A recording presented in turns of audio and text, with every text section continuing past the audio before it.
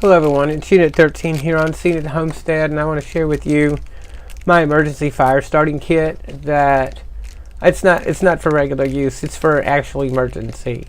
When I find myself in some kind of emergency situation where I'm going to have to start a fire, I like to keep this kit in a vacuum sealer bag. It helps keep it compact, keeps it dry, and just makes it easier to transport. Alright, let's get started. First thing I want to do is put my little tin of pine heartwood that has that high concentration of pine pitch in it. Alcohol swabs, standard matches, just a standard pack of matches. That way you can really start a lot of fires with just a pack of matches. That's all you need. Those are just a backup. Then I'm going to put, this was an extra little tinder that I had put together out of something I found, and I wasn't originally going to put it in there, but I've just found it, so I decided to go ahead and add that to this little pack here. It turns out that it's a pretty good spacer to help keep this stuff separated. Sorry I have to keep my hand covering everything, but that's the only way I can keep all that stuff in place. I'm going to put that little magnifying glass in there.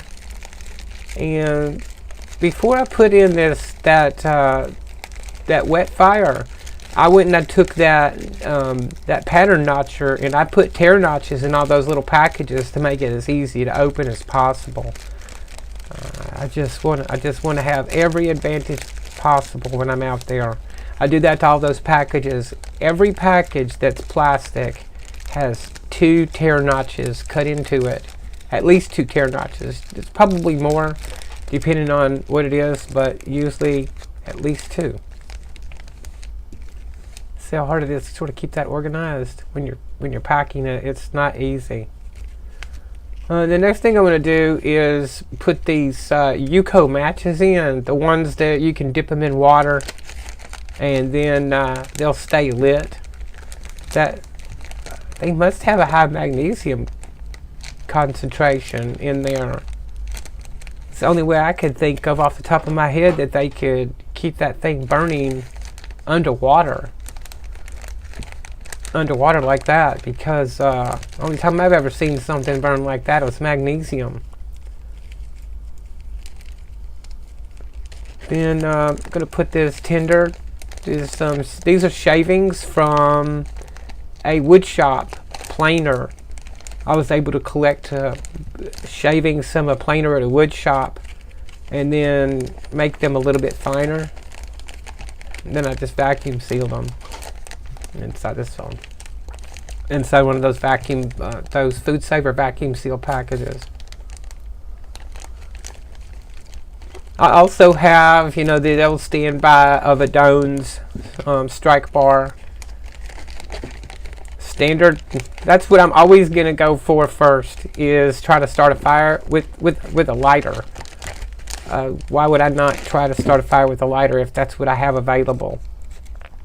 Also, the other thing I'm adding in there is another striker.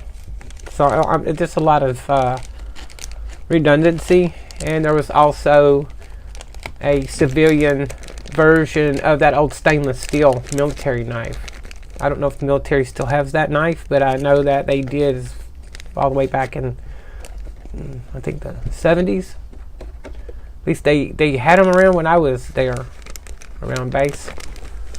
Then what I'm going to do is just vacuum seal this thing. So get your ears ready for the vacuum racket that's going to come from this thing. It's not too bad though.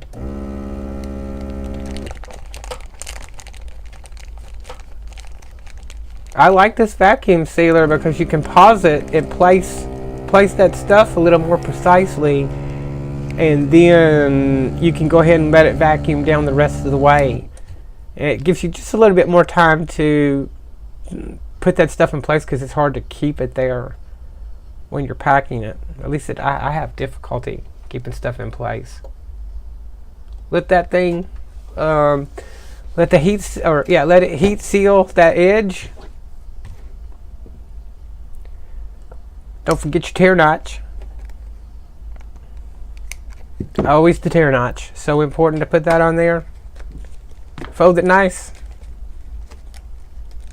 Pop it in the little protective outer cover there. That way it has less likely to get damaged. And all those heat seal packages are actually oversized and have a rubber band in them, so they can be rolled over on themselves about 5 times, and then use that rubber band to reseal them. It'd be pretty waterproof. Be good enough to get you through the survival situation. And that's it.